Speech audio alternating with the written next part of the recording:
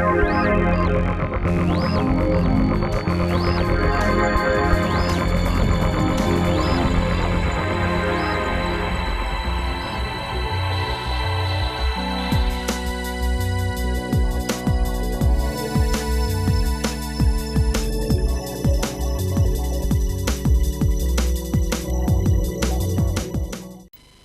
malam pemirsa, bagaimana hari-hari Anda pada hari ini? Menyenangkan bukan?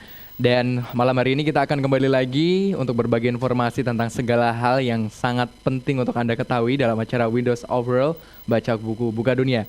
Bersama saya Big Chandra, nanti selama 1 jam kita akan berbincang-bincang dengan narasumber dan juga presensi buku yang tentunya sudah sengaja kita undang hadir di studio Dama TV malam hari ini.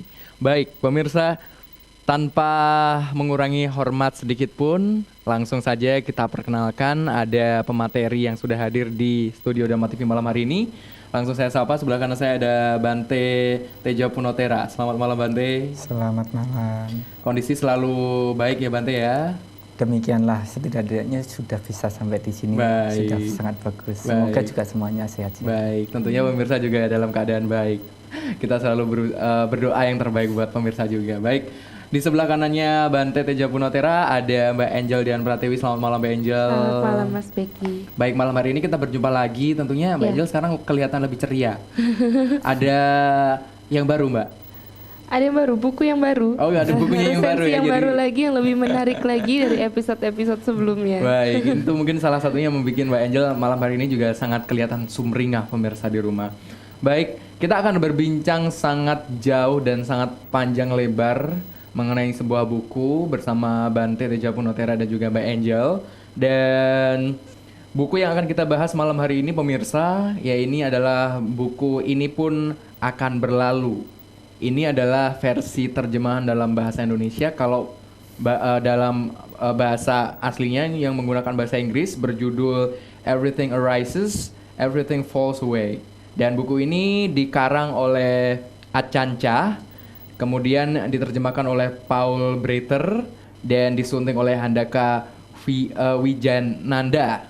Wijayananda dan diterbitkan oleh Ehipasiko Foundation. Nah, buat Anda yang mungkin saat ini masih penasaran tentang buku ini dan Anda juga belum membaca buku ini, mungkin hal yang paling bisa Anda lakukan saat ini adalah menyimak acara Windows Overall selama 1 jam nanti. Jadi jangan kemana-mana tentunya.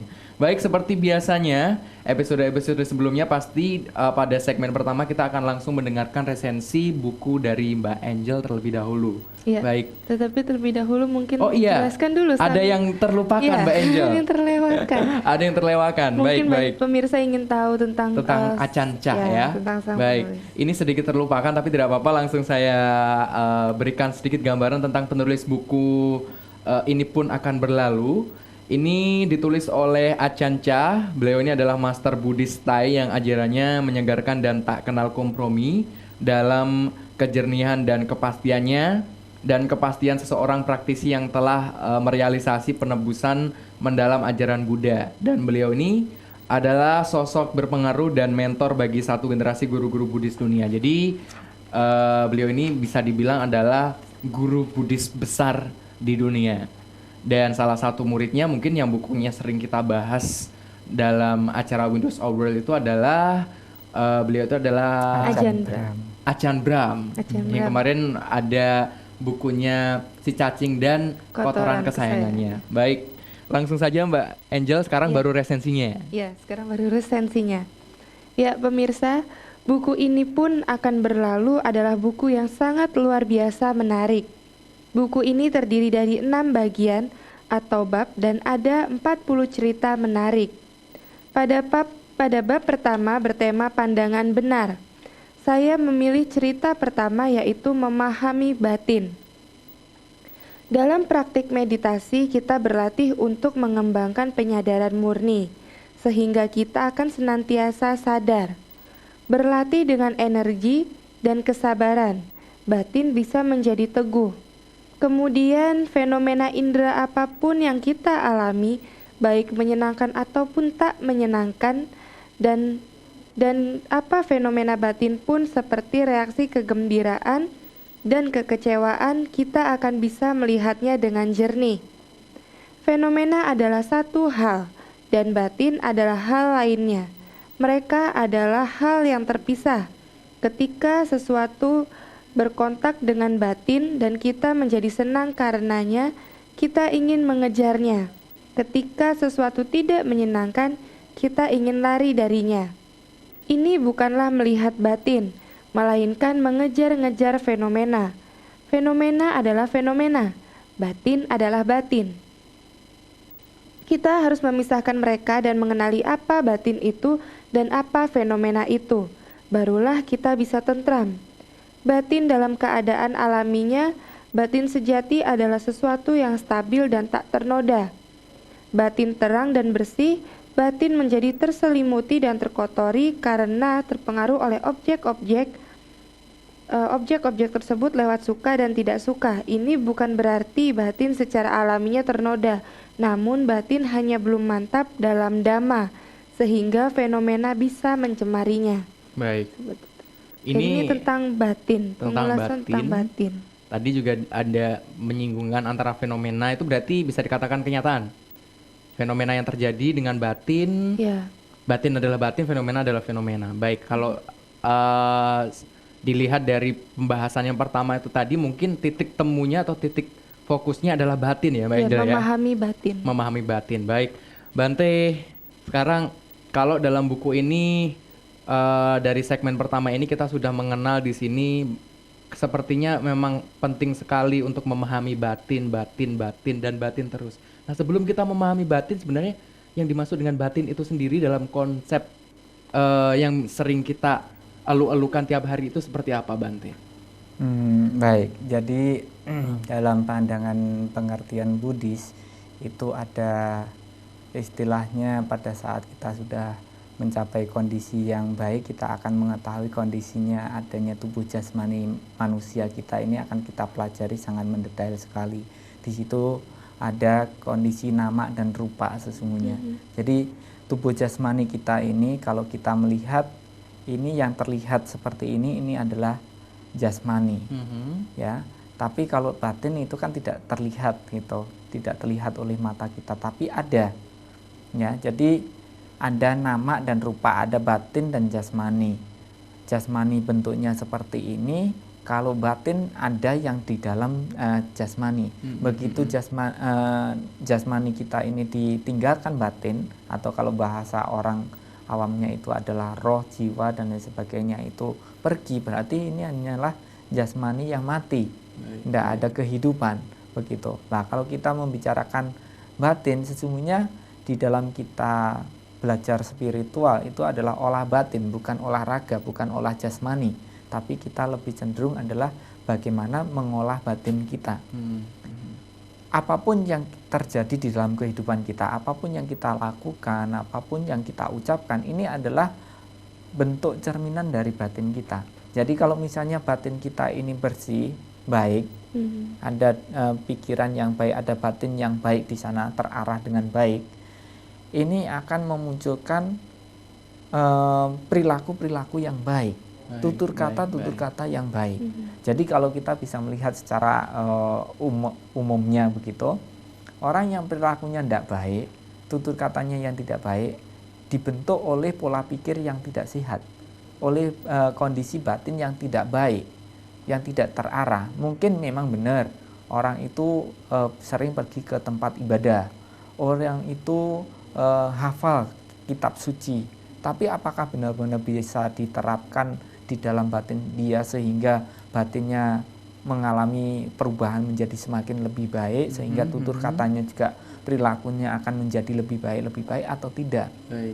Seperti itu. Jadi tidak bisa hanya dilihat dari bentuk fisiknya saja, tapi ini bentuk fisik ini hanyalah sebagai cerminan dari kondisi batin kita. Seperti itu. Baik, kalau dari penjelasan Bante pasti intinya bahwa kita harus bisa menjaga agar batin kita ini tetap baik, bersih, jernih, agar kita selalu bisa berperilaku yang baik dan jernih sesuai dengan batin kita juga. Betul sekali. Kata Buddha itu mengatakan begini, dalam ringkasan dari semua ajarannya, itu menyampaikan bahwa kesabaran adalah praktek yang tertinggi. nirwana itu adalah tujuan yang tertinggi. Baik. Kemudian tidak melakukan kejahatan, baik lewat pikiran, ucapan, perilaku kita. Melakukan banyak kebajikan, menyucikan batin kita. Itulah inti ajaran para Buddha, seperti itu. Jadi intinya ya bagaimana kita mengendalikan diri, perilaku kita, tutur kata kita, kemudian melakukan sesuatu yang baik, yang berguna, dan juga tidak lupa untuk membersihkan, menyucikan batinnya tadi. Seperti itu. Baik. Apakah yang mungkin dilakukan seperti berlaku baik, melakukan kebaikan pada orang lain, itu kemudian juga bisa membersihkan batin, begitu ya Bante, dari penjelasan Bante tadi? Jadi seperti yang tadi saya katakan, bahwa apa yang kita lakukan kepada orang lain itu adalah cermin dari pikiran, dari batin kita itu. Jadi kalau pikirannya baik, batinnya baik, terlatih dengan baik, ini maka akan memunculkan perilaku-perilaku yang baik. Perilaku sama teman, sama saudara, sama siapa aja akan baik. Seperti itu. Kalau begitu, cara untuk menjernihkan batin kita itu seperti apa Bante? Kalau kita sudah mengerti konsepnya semacam itu. Jadi ini perlu tahapan ya. Kalau orang belajar di sekolah itu dari mulai SD itu kelas 1, kelas 2, kelas 3, kelas 4 dan seterusnya begitu. Tidak bisa dari kelas 1 langsung loncat kelas 6 langsung selesai gitu, tidak bisa. Jadi mulai tahap awal dulu, mana sih yang perlu dipraktekkan, dilaksanakan di dalam kehidupan kita. Memang utamanya adalah menjernihkan batin kita. Tapi upaya untuk menjernihkan batin ini harus didukung pula oleh kondisi yang lainnya. Misalnya kita sering beramal atau berderma, itu sesungguhnya tujuannya bukan untuk mendapatkan lebih banyak dari apa yang kita berikan. Bukan berkeinginan untuk supaya namanya terkenal dan lain sebagainya, bukan. Tapi sesungguhnya kita berderma itu adalah melepas, belajar mengikhlaskan, memberikan, membantu, menolong, seperti itu. Bukan untuk mendapatkan. Jadi itu adalah salah satu awal untuk kita belajar melepaskan keterikatan, kemelekatan kita. Kemudian nanti tahap selanjutnya adalah melakukan sila, mempraktekkan moralitas itu. Tutur kata, perilaku, pikirannya terjaga dengan baik, terkendali dengan baik. Seperti itu. Kita tunda dulu untuk membicarakan ini. Nanti kita akan kembali lagi pemirsa. Tentunya Anda jangan kemana-mana, tetap di Windows of World, baca buku buka dunia. Ya pemirsa, Anda masih di Windows of World, baca buku buka dunia bersama saya Vicky Chandra.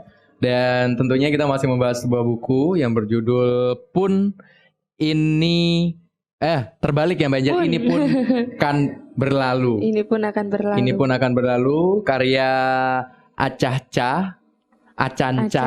Dan buku ini merupakan buku yang juga sangat bagus untuk Anda baca di rumah. Di sini akan Anda pelajari bahwa semua hal yang terjadi di kehidupan Anda itu seperti datang dan berlalu, datang dan berlalu, datang dan berlalu. Namun, yang terpenting dari buku ini adalah mengajarkan apa yang Anda lakukan saat semuanya itu datang dan berlalu, datang dan berlalu. Nah, kalau Anda pengen tahu lebih jauh, kita hanya akan memberikan gambaran sekilas melalui perbincangan saya dengan Bante dan juga Mbak Angel.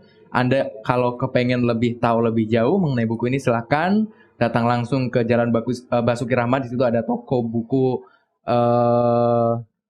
Dhamma Planet. Anda bisa membeli buku karya Acanca ini dan juga bisa mendapatkan buku-buku yang lain yang mungkin bisa menjadi referensi bagus untuk keluarga Anda. Baik, kita lanjutkan terlebih dahulu mengenai tadi mensucikan batin. Bante tadi sudah menjelaskan salah satu caranya adalah dengan beramal, kemudian menerapkan sila. Kalau yang menerapkan sila itu semacam apa Bante? Jadi kalau di sini pun juga ada taraf peningkatannya ya, tingkatannya dalam mempraktekannya. Jadi kalau di pandangan Buddhis ada bagi perumah tangga itu 5 moralitas yang harus dipraktekkan, harus dilaksanakan sebagai sarana untuk pengendalian diri. Tapi bagi kami para biku itu ada mencapai 227 moralitas atau sila yang harus kami jaga, seperti itu. Nah, yang 5 itu bagi perumah tangga itu dianjurkan di sana untuk tidak melakukan pembunuhan.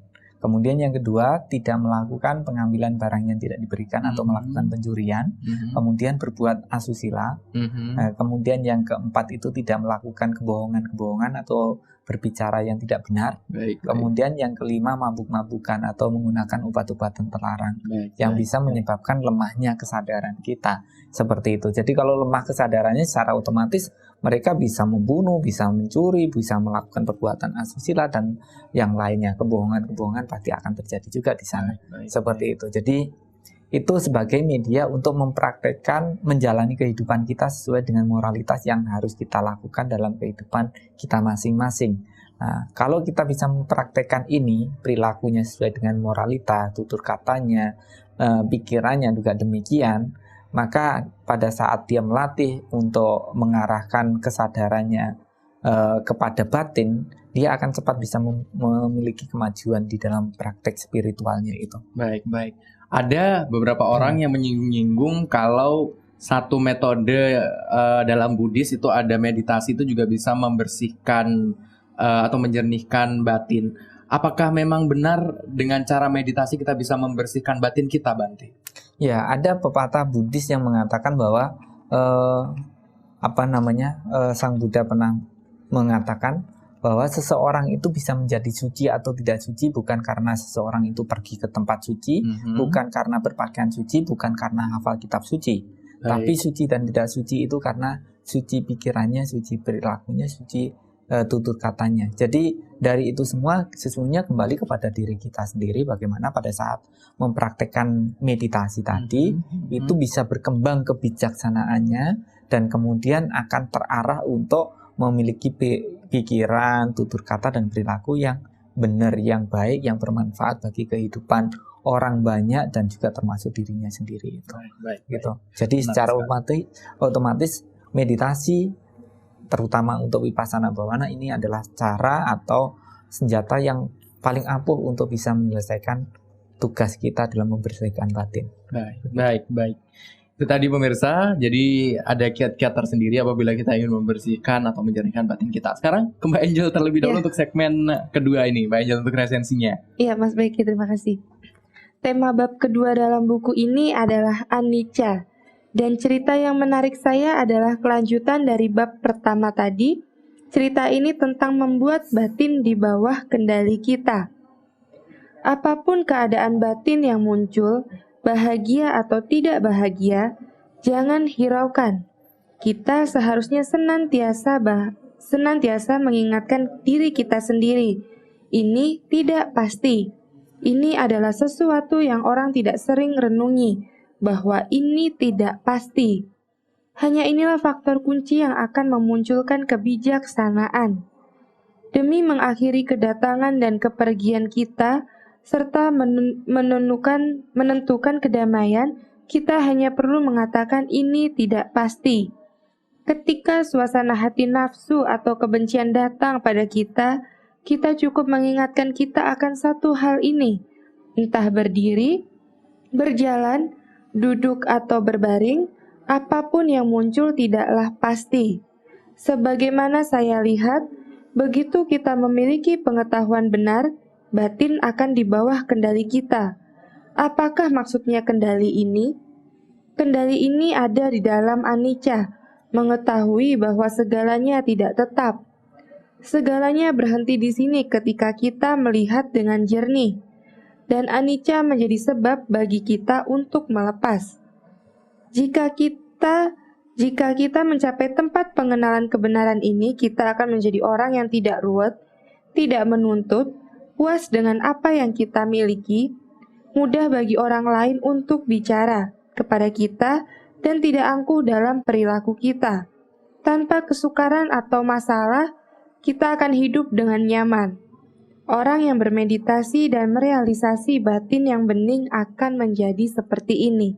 Seperti itu Mas Beki. Jadi masih berkesinambungan dengan bagian pertama tadi, segmen pertama Bante ya. Batin dan juga meditasi seperti itu. Cuman kalau ini adalah mengendalikan batin. Jadi membuat batin berada di bawah kendali kita seperti itu Bante. Tapi saya tertarik sama ada istilah tadi ada anicca. Anicca. Iya. Betul ya Bante ucapannya. tanyakan ke Bante dulu, itu maksudnya apa Bante? Ya, anicca itu kalau bahasa kita itu berubah atau berganti, berlalu seperti itu. Jadi ada istilah Buddhis yang mengatakan sapi sankara anicca. Segala sesuatu perpaduan unsur itu akan selalu mengalami perubahan. Jadi tidak ada di dunia ini yang tidak berubah. Semuanya pasti berubah. Jadi kalau ada orang mengatakan ini abadi, itu tidak abadi. Jadi semuanya pasti berubah. Coba kita apakah bisa mencari contoh apa yang tidak berubah di dalam kehidupan sekeliling kita atau bahkan kehidupan kita sendiri? Tidak ada. Semuanya berubah. Sekarang pun kita berbicara begini, duduk di sini, ini juga berubah. Nafas pun juga berubah kan? Ada nafas masuk, ada nafas keluar. Tidak terus masuk begitu, tidak ada nafas keluar juga gitu. Jadi segala perpaduan unsur yang terbentuk dari perpaduan unsur ini akan mengalami perubahan. Tubuh jasmani kita juga begitu. Karena terbentuk dari berbagai macam unsur, mengalami perubahan. Dari mulai waktu dilahirkan itu tidak langsung besar-besar begini kan. Kalau langsung dilahirkan besar-besar gini, wah menakutkan itu ya. Jadi begitu dilahirkan mereka bayi merah gitu. Masih rawan sekali untuk dipegang, jadi harus hati-hati. Baru kemudian beberapa hari mulai mengeras, beberapa bulan mulai tumbuh dan terus akhirnya menjadi anak-anak, remaja, dewasa dan akhirnya menjadi seperti sekarang ini. Dan ini kan juga akan pasti berlalu juga, berlalu menjadi lebih tua. Baik. Kalau dihubungkan dengan yang pertama tadi Bantin dan juga anicca, hubungannya bagaimana Bante kalau dalam Buddhis? Ya, jadi di dalam kondisi ini kita lebih mendalam ya. Jadi kalau seseorang mempraktekkan vipassana bhavana, hendaknya bisa memanfaatkan 3 hal ini. Bahwa segala sesuatu itu adalah anicca. Segala sesuatu bentukan itu adalah dukkha, tidak memuaskan. Kemudian segala sesuatu itu tanpa inti. Nah, tubuh jasmani kita itu kalau kita berbicara begitu juga sama. Tubuh jasmani kita ini akan mengalami berubah. Karena perubahan itulah menjadi tidak puas kita.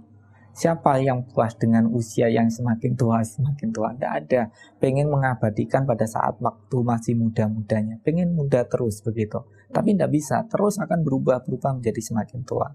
Padahal di dalam tubuh jasmani ini, selain tidak memuaskan, itu tidak ada inti yang kekal. Begitu nanti meninggal dunia, mengalami pembusukan, itu semuanya tercerai-berai dan hilang semua, tidak ada tersisa lagi seperti itu. Jadi 3 hal ini, anicca, dukkha, anatta ini menjadi sarana untuk kita melatih batin tingkat tinggi sebenarnya.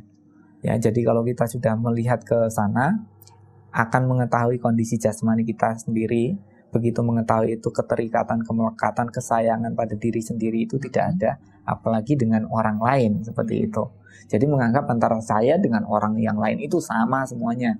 Bentuknya itu mungkin kelihatannya dari casingnya berbeda, tapi sesungguhnya dalamnya juga sama, dari bahan yang sama semuanya. Seperti itu. Nah, kondisi batin inilah yang sesungguhnya menentukan kita itu manusia berkualitas atau tidak. Jadi kalau jasmani kita ini tidak bisa buat bangga-banggaan, begitu tidak bisa, karena akan mengalami berubah, semuanya pasti akan berlalu. Begitu juga dengan batin kita. Kalau bisa diistilahkan di dalam kondisi batin itu ada wedana, perasaan, ada ingatan, ada bentuk-bentuk pikiran, dan juga ada kesadaran. Ada 4 kondisi batin yang harus kita ketahui. Nah, Buddha mengatakan bahwa wedana anicca. Perasaan ini pun juga berubah. Tidak ada yang tidak berubah itu perasaan itu, mengenai perasaan. Ada kadang-kadang kita perasaannya senang, tapi kadang-kadang muncul setelah senangnya lewat ya munculnya yang nggak enak begitu, sedih akhirnya. Ya selalu berganti begitu. Cuma kan kita dengan kemampuan kebijaksanaan kita berusaha untuk mempertahankan bagaimana perasaan bahagia ini tetap bisa bertahan lama. Itu kondisi perasaan. Nah, nanti setelah itu kita lanjutkan setelah pesan-pesan berikut. Baik Bante, dan juga pemirsa di rumah jangan kemana-mana, tentunya kita akan melanjutkan apa yang sudah dibincang Bante setelah pesan-pesan berikut ini. Ya pemirsa, terima kasih Anda masih bersama kami di Windows All World Baca Buku Buka Dunia. Masih bersama saya Beki Chandra dan juga Bante Tejapunotera dan juga Mbak Angel. Iya. Sekarang kita melanjutkan ke Bante dulu tadi karena setelah pesan-pesan Bante sudah janji kepada pemirsa ini untuk melanjutkan. Baik. Nah, jadi tadi kita berbicara masalah batin ya. Jadi kita sesungguhnya tidak akan bisa mengetahui kondisi batin orang lain selain orang yang melihat itu lebih tinggi daripada yang dilihat. Baik. Itu baru akan mengetahui. Jadi orang yang terlatih batinnya akan mengetahui kondisi batin orang yang di bawahnya, tapi tidak akan mampu untuk mengetahui kondisi batin orang yang lebih tinggi. Itu yang harus kita ketahui juga. Masalah batin tadi sudah saya katakan ada perasaan. Baik. Dan perasaan itu adalah anicca, berubah. Ada perasaan pada saat kita mendapatkan sesuatu kita bahagia, pada saat kehilangan sesuatu kita menderita, seperti itu. Ada rasa senang, ada rasa bahagia, ada rasa tidak bahagia di sana, atau perasaan netral. Nah, kita kan yang harusnya itu memiliki perasaan yang netral ini, selalu menjaga kondisi perasaan netral, ya. Jadi hilang juga tidak sedih, mendapatkan segala sesuatu apapun itu juga nggak bahagia yang sampai dia lupa daratan, istilahnya begitu ya. Baik. Jadi itu hanya sebagai perasaan hanya sebagai perasaan. Kemudian yang kedua tentang ingatan. Kita semuanya punya memori masing-masing yang memiliki kemampuan untuk dapat mengingat itu juga masing-masing. Karena ada seseorang yang memiliki kemampuan mengingatnya sangat luar biasa, ya. Jadi apa yang terjadi 1 minggu, 1 tahun, beberapa tahun yang lalu, atau beberapa puluh tahun yang lalu masih ingat itu ada. Karena dia memiliki kekuatan dalam mengingat ini. Nah, kalau orang meditasi, dia memiliki bentuk ingatan ini yang sangat tajam sekali. Makanya dunia barat sangat tertarik dengan istilah meditasi. Orang-orang bule sangat banyak yang melatih tentang meditasi. Kenapa? Karena itu bisa mencerdaskan seseorang. Jadi dianjurkan untuk merawat kecantikan pun juga kadang-kadang dianjurkan untuk meditasi juga. Itu sudah disampaikan kemana-mana bahwa untuk merawat kecantikan, ketampanan seseorang harus diawali dari kondisi batinnya, gitu kan. Jadi itu harus kita perhatikan dari ingatan kita. Ingatan kalau kita lebih cenderung mengingat sesuatu yang baik-baik sih harusnya. Karena kalau mengingat hal-hal yang tidak baik, yang kecenderungan muncul adalah kesedihan, ratapan, tangisan. Karena menyesali dari apa yang pernah kita lakukan yang mungkin membuat kita bersedih tadi. Ya, tapi kita harus ingat bahwa hidup itu bukan hidup yang sudah lalu-lalu, itu bukan. Kita itu harus bisa hidup itu sekarang, saat ini. Jadi yang lalu biarkan berlalu, itu adalah bagian masa lalu dari kehidupan kita. Yang harus kita ingat adalah kita hidup untuk sekarang ini dan berusaha untuk memanfaatkan kemampuan yang sudah kita peroleh selama ini dari pengalaman masa lalu kita untuk bisa menjalani, untuk bisa melakukan, bisa memberikan yang terbaik sekarang ini. Begitu. Hiduplah saat ini. Kemudian yang ketiga itu kita memiliki bentuk-bentuk pikiran, ya. Jadi bisa diistilahkan semua orang memiliki pandangan pemikiran yang berbeda-beda. Begitu pula pada saat kita melihat ke dalam batin kita masing-masing, dari satu hal itu kita bisa menyikapi dari berbagai macam sudut pandang. Itu dari pikiran kita sendiri. Belum nanti kalau misalnya kita itu ada satu masalah, kita sampaikan di forum yang menilai lebih dari 3 orang atau lebih dari 2 orang gitu, pasti mereka di situ ada pro dan kontra. Dia memiliki pendapat begini, dia memiliki pendapat begitu, dan macam-macam pendapat yang di sana, yang muncul di sana nantinya. Makanya kadang-kadang saya mengatakan indahnya kata sejuta makna. Indah menurut saya, tapi tidak indah bagi orang lain. Orang lain memiliki keindahan dalam pemikirannya sendiri. Seperti itu. Cuma pada saat kita ada forum, ya mungkin kita mencari titik temunya. Tapi kalau di dalam diri kita sendiri, dengan berbagai macam pemikiran-pemikiran yang muncul, kita melihat yang terbaiknya sebelum kita nantinya melakukan atau memutuskan untuk kita menjalaninya. Seperti itu. Kemudian yang terakhir adalah kesadaran. Yang dimaksudkan di sini kesadaran indria, ya. Jadi kesadaran indria. Jadi kesadaran dalam memanfaatkan indria kita. Dikatakan oleh Buddha bahwa semua hal-hal yang negatif masuk juga lewat pintu indera kita. Jadi bukan hal yang baik aja yang masuk lewat pintu indera kita. Termasuk juga misalnya mata kita. Yang kita lihat itu bukan yang indah-indah yang sesuai dengan keinginan kita aja, tapi hal-hal yang buruk pun juga terlihat oleh mata kita. Yang kita dengar pun juga begitu, bukan kata-kata yang indah yang bisa memotivasi kita aja, tapi terkadang ada hal yang buruk, kata-kata yang buruk yang terdengar oleh telinga kita yang membuat permainan perasaan tadi muncul. Oh, ini perasaan, kata-katanya ini baik, oh membuat saya senang. Kalau disanjung senang, kalau tidak disanjung tidak senang gitu. Jadi ini batin ini antara perasaan, ingatan, bentuk-bentuk kesadaran dan bentuk-bentuk pikiran dan kesadaran ini saling berhubungan sebenarnya. Begitu pula dengan indera hidung kita, kalau mencium segala sesuatu yang bau yang harum mungkin senang, kalau tidak harum mungkin tidak senang. Seperti itu, menimbulkan perasaan juga, perasaan senang dan tidak senang juga. Oh, kalau bau seperti ini, dulu baunya si kentutnya si A misalnya begitu. Ya, masih ada ingatan, oh kentutnya si A seperti, atau bau tertentu itu masih ingat gitu. Nah, ada mata, telinga, hidung, terus ada apa lagi? Lidah. Lidah. Jadi kecapan yang dirasakan oleh lidah kita ini kadang-kadang membuat seseorang yang lengah, tidak memiliki kesadaran pengendalian diri dalam kesadarannya, ini akan tergiur di dalamnya, terbawa arus dalam kecapan lidah tadi. Saya pernah ketemu seseorang itu yang mau makan, hanya mau makan, tinggalnya itu di Surabaya, tapi kalau mau makan itu pergi ke perbatasan antara Jawa Tengah dan Jawa Timur. Jauh banget. Kenapa? Karena di sana menurut dia itu adalah makanan yang selera banget dengan selera lidah dia. Begitu dia jalan ke sana, ya saya mikir-mikir kalau kembali lagi ke Surabaya, ya pastinya udah lapar lagi gitu kan. Tapi itulah pengabdian perut ya.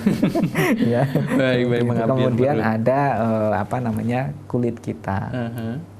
Nyentuh halus ya kita senang, kalau nyentuh kasar kita enggak senang, seperti selalu melibatkan perasaan dan ingatan. Oh, kalau yang kasar ini dulu adalah kulit si A, oh kalau yang halus ini dulu si kulit si B atau apa, itu ada juga menimbulkan suka dan tidak suka yang ada di sana, seperti itu. Nah, itulah kondisi batin, ada perasaan, ingatan, bentuk-bentuk pikiran dan kesadaran. Baik. Kompleks juga berarti Bante ya sebenarnya. Cuman kalau kita mungkin lebih dipersimpel aja, mungkin dari kiat-kiat yang sudah Bante tunjukkan tadi, memang harus ada yang berlalu, memang harus ada yang berubah dan lain sebagainya. Kalau jabarannya yang lebih rumitnya, mungkin ya seperti yang sudah kita dengarkan tadi, tidak usah dipikir rumitnya, tapi yang jelas kita laksanakan aja sesuai dengan apa yang sudah disampaikan saja. Itu mungkin justru lebih bijaksana, Bante. Iya. Baik. Karena mereka memang memerlukan pengertian dan juga perlu penyelaman, pembuktian seperti itu. Kalau hanya dibicarakan sih tidak akan tahu juga.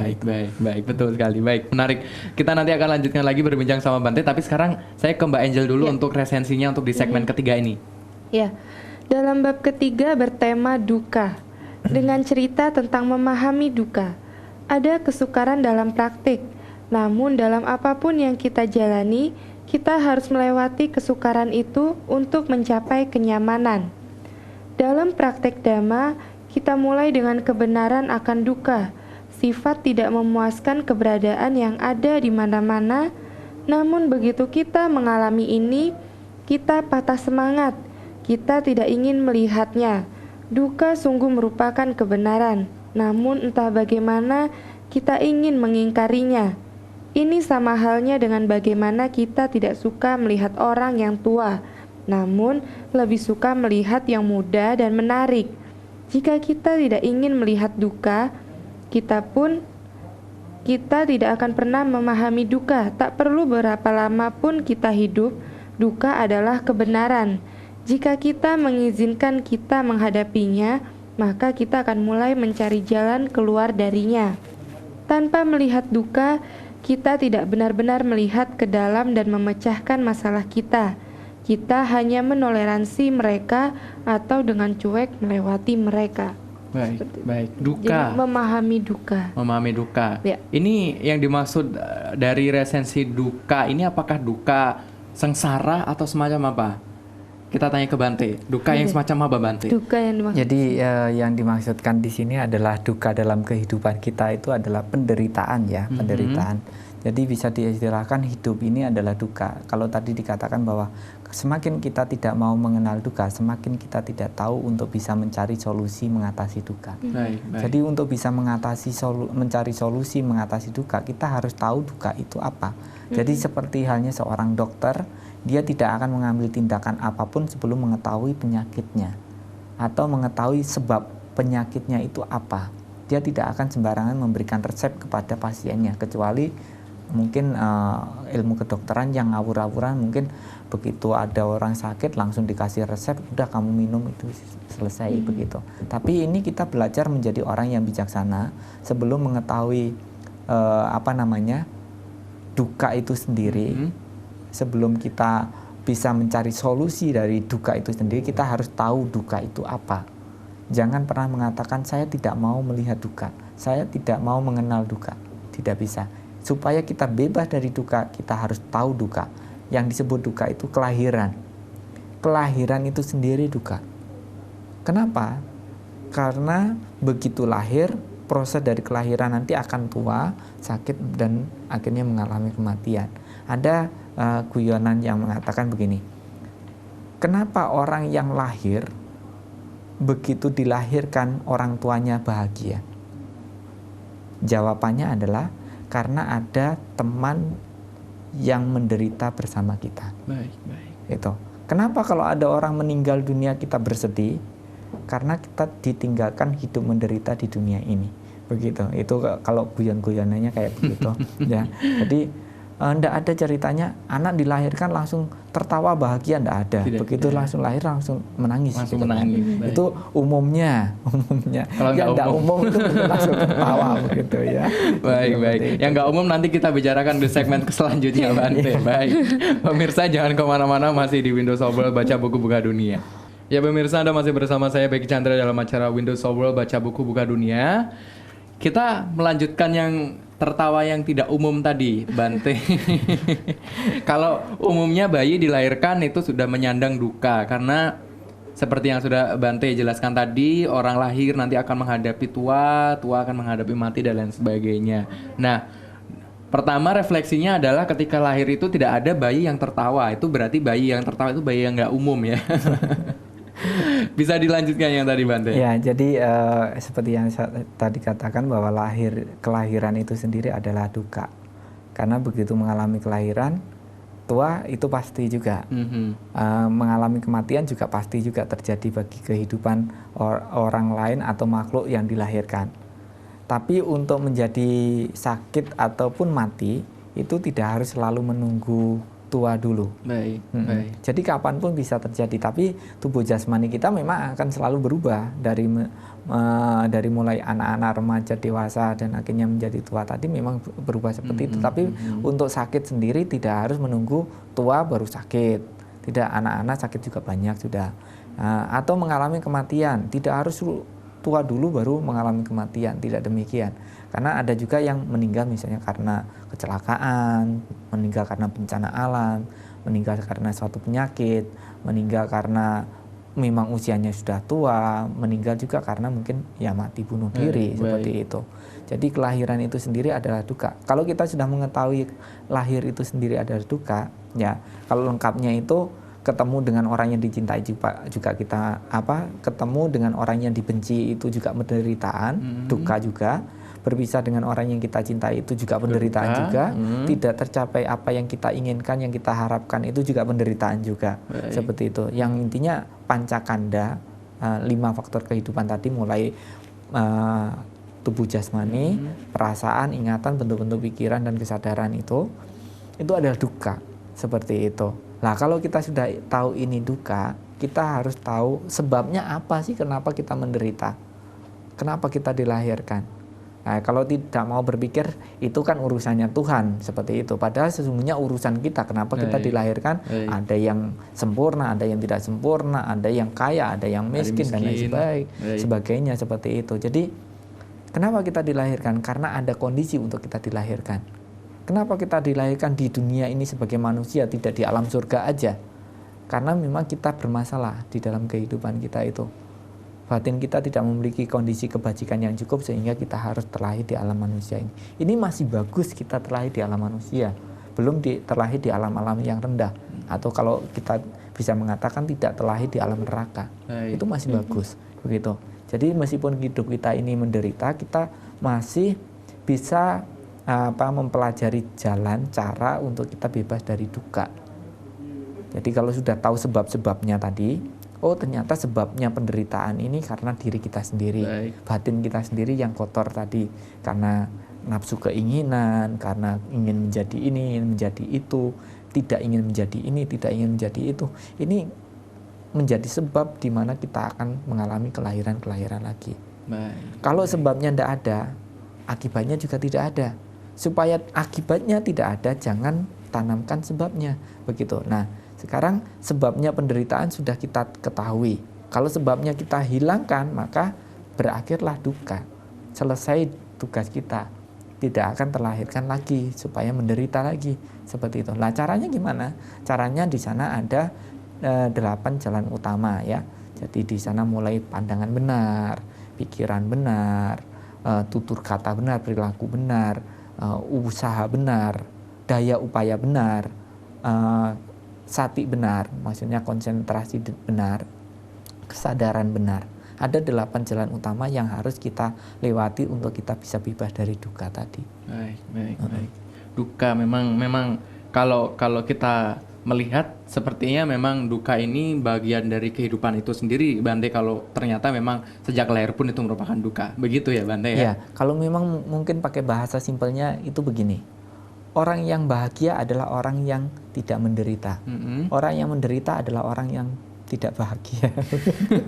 Itu bahasa simpelnya. Iya, itu simpelnya, dibolak-balik, Bante. Baik Bante. Kita tunda dulu. Kita ke Mbak Angel dulu untuk segmen terakhir ini untuk resensinya. Coba kita lihat ada apa di segmen keempat ini untuk resensinya. Ya, masih berkesinambungan sepertinya Mas Beki dan Bante. Bagian keempat tema babnya adalah anatta. Salah satu ceritanya adalah berlatih seperti 4 unsur. Melatih batin dalam samadhi, kestabilan meditatif juga sama. Kita pikir itu akan mudah, namun ketika kita duduk, kaki kita sakit, punggung kita sakit, kita merasa lelah, kita merasa panas dan gatal. Kemudian kita mulai merasa kecil hati, berpikir bahwa samadhi sama jauhnya dari kita, seperti langit dengan bumi. Kita tidak mengetahui apa yang harus dilakukan dan merasa kewalahan oleh kesukaran. Namun jika kita bisa menerima beberapa latihan, samadhi akan menjadi lebih mudah sedikit demi sedikit. Apa nasihat Buddha mengenai bagaimana melatih meditasi? Ia mengajarkan untuk berlatih seperti tanah, berlatih seperti air, berlatih seperti angin, berlatih seperti benda-benda purba. Segala sesuatu yang menyusun kita, unsur padat tanah, unsur cair air, unsur hangat api, dan unsur gerak angin. Seperti itu. Baik. Tadi ada yang berkesinambungan, tapi ada istilah baru tadi. Samadhi dan juga anatta. Samadhi dan anatta. Bante, kalau boleh tahu, pemirsa juga boleh tahu, itu maksudnya apa, Bante? Ya. Jadi samadhi itu sendiri adalah memiliki kesadaran ya, memiliki kesadaran. Jadi kalau orang meditasi itu harus selalu memiliki kesadaran di dalam praktek pelaksanaannya itu. Kalau tadi dikatakan untuk meditasi aja kadang-kadang orang sakit ini, sakit itu. Tapi kita juga memang harus bersahabat dengan derita itu, karena memang tubuh jasmani kita itu ya sumbernya dari penyakit itu. Karena kan tadi yang di awal tadi dikatakan bahwa segala bentukan itu tidak kekal, segala perpaduan unsur itu selalu mengalami perubahan, dan karena perubahan itu menimbulkan ketidakpuasan atau duka seperti itu. Nah, di sini sesungguhnya kita bisa melihat bahwa anatta adalah dari kondisi tubuh jasmani kita sendiri sesungguhnya tidak ada inti yang kekal tadi. Kenapa? Karena tubuh jasmani kita itu terbentuk dari organ-organ atau unsur-unsur, bisa dikatakan begitu.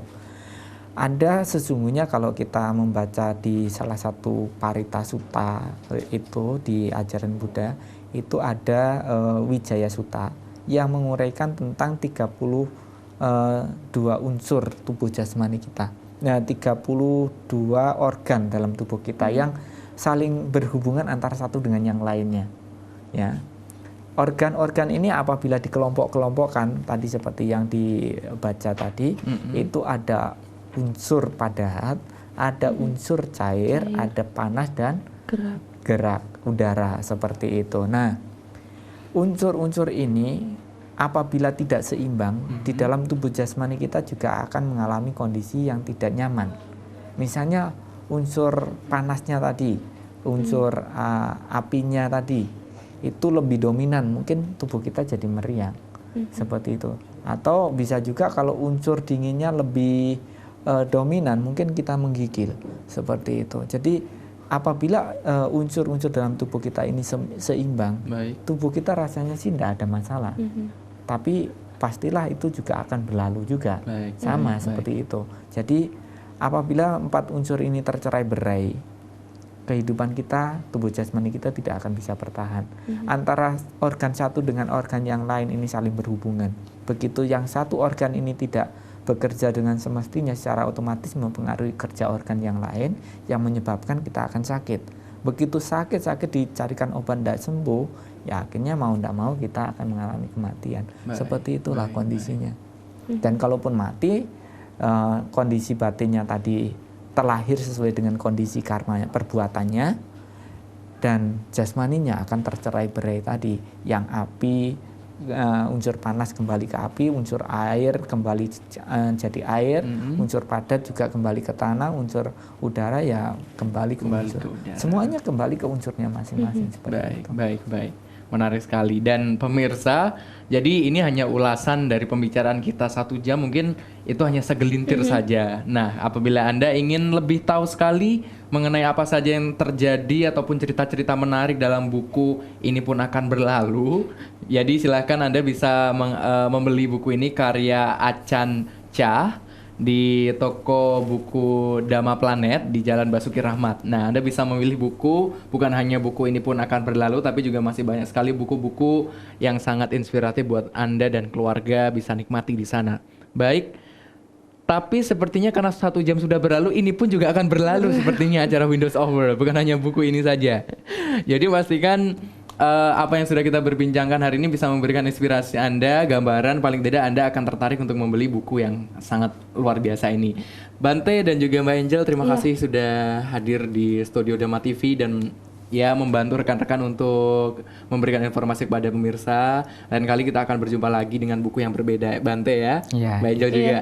Baik pemirsa, terima kasih atas perhatian Anda selama 1 jam ini. Dan jangan lupa terus saksikan Windows of World, baca buku buka dunia, karena nanti bakal ada kejutan-kejutan baru untuk membuka dunia baru, karena buku adalah jendela dunia. Baik, atas nama tim yang bekerja, saya Beki Chandra, selamat malam dan juga sampai jumpa.